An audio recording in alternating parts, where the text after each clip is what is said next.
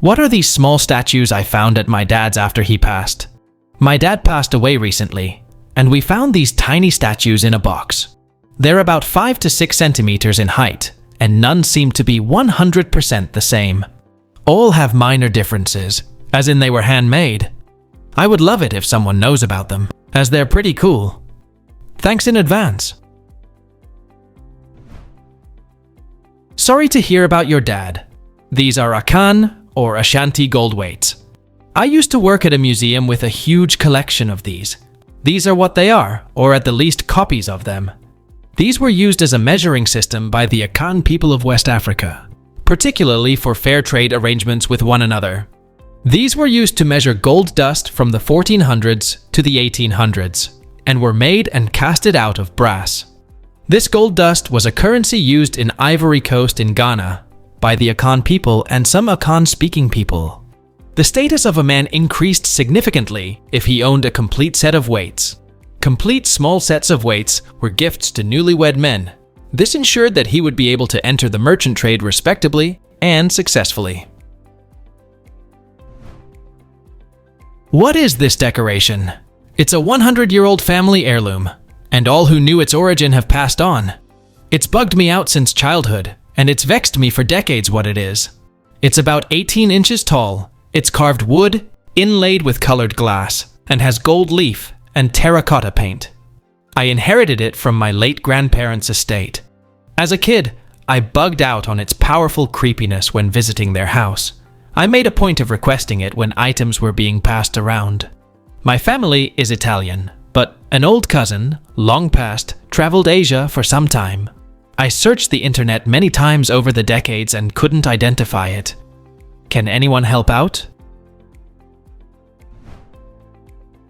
It's a Garuda, a mythical creature from Hindu and Buddhist mythology that serves as the national emblem of Thailand.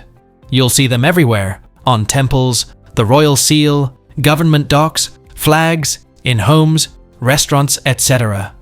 The Garuda is half man, half bird. To Buddhists, they represent righteousness and mercy. It's standing on a naga and holding each end, kinda like a jump rope. Nagas are basically snakes, which are the enemies of Garuda, and in mythology, they're half-siblings. I found this odd mirrored box at the thrift store. It has 2 sliding panels on the back, and the inside of the round face is also mirrored. Any ideas what it could be for? It's a birdhouse. Put a bird feeder in it, then it goes in a window, providing an attractive outdoor bird shelter while encouraging bird feeding. Since it's mirrored, the birdies don't see you creeping on them. What is this small bucket or pale-looking item found while metal detecting in dried-up riverbeds in the woods in our backyard? It has a thin handle and is about 4.5 inches tall. We found it a few feet away and at the same depth as a shotgun shell we've confirmed to be from 1911 at the latest. We've been able to make rough guesses about most of our other confirmed finds, but research and reverse image search haven't been helpful with this one. A logging company used to float logs down this river in the late 1800s to early 1900s, so it could be connected to that. Any idea what it is or how old? It's an antique hole-and-cap sanitary can. They were used for all kinds of foods from 1840 to 1920, contemporaneous with the shotgun shell. Very common in historic archaeological sites and can middens. It appears that the handle on the can was added by someone. Food was placed in the can, a cap was added and sealed, but a small matchstick-sized vent hole remained in the center of the cap. The can was heated to drive out air and moisture, and this small hole was then sealed with a drop of solder. This process reduced the number of cans that would swell or burst during the canning process. What is this metal-pronged clamp tool that clamps to a table and has the adjusting pronged tip? It was found in my grandpa's tools. It's metal with no clear markings and at least 2 generations old in the US. AI thinks it is a saw sharpening vise, but Googling those had flat clamps for a saw blade, not prongs like this has. Any idea what this could be? It's a 1950s to 70s apple peeler, designed to peel, core, and slice apples in one easy motion. You push the bottom of the apple onto the prongs of the rotary rod, move it flush against the peeler, and start cranking the wooden handle. In about 10 seconds, you have a peeled and cored apple, sliced into perfect juicy rings. If you want, you can also disengage the peeler to just core and slice, or remove the coring and slicing blade to just peel. What is this thing on the kitchen counter of an Airbnb? It's made of ceramic, and it was on a tray with olive oil, salt, and pepper. My first thought was an incense holder. You'd put one end in the hole by the ring, light the other end that has the incense, then blow it out. The ember will burn the incense, and any ash will fall on the flat part. Can anyone confirm? It's a butter dish. My stepmom makes something like it. And here's one I found online with butter on it. The hole is to pick it up with your finger and thumb. What are these giant stacks along the roadside in Vermont, USA? I drove past these massive woven-looking tire bundles that were stacked along a construction site. They look like huge mats or nets made from woven old tires with metal rings attached. Any idea what they are? They are blasting mats.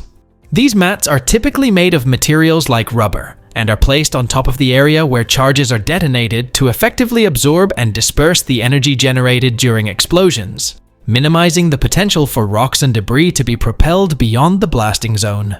Recent highway blasting in Vermont has been taking place in the South Burlington area for a project near the I-89 southbound on-ramp to prepare for and install drainage infrastructure. My stepdad sent me this photo with no explanation. What is it? My mom and stepdad are in Napoli, Italy, having the time of their lives. My stepdad has been sending a bunch of pics from the trip without context in our GC. This particular one appears to be from a museum, and I tried Google search, but nothing satisfactory comes up. I've asked him, but he hasn't replied. So, what is it? It's a World War II partially intact incendiary aerial bomb casing, a bomb that didn't go off during the war, and the church treats it as a miracle. On August 4th, 1943, a bomb fell from the sky on the Church of Gesù Nuovo. It passed through the dome, bounced off the left transept, and stopped inexplicably at the foot of the altar of St. Francis Xavier. It didn't explode. It remained there, a silent witness to the madness of war. What is this miniature fireplace with a lid, bought at a second-hand market in Tunis? It seems to be vintage cast iron and approximately 10 centimeters tall. The only opening it has is the top lid, and I found some similar-looking lamp bases online, but these would have had a hole for a cable to pass through. It doesn't seem to be a trinket box or storage because of the 2 screws that go through the inside. It's also not liquid-proof because the bottom part has small openings. Can you please help me figure out what this is? Please let us know down in the comments. Thanks for watching. Let's make life fun.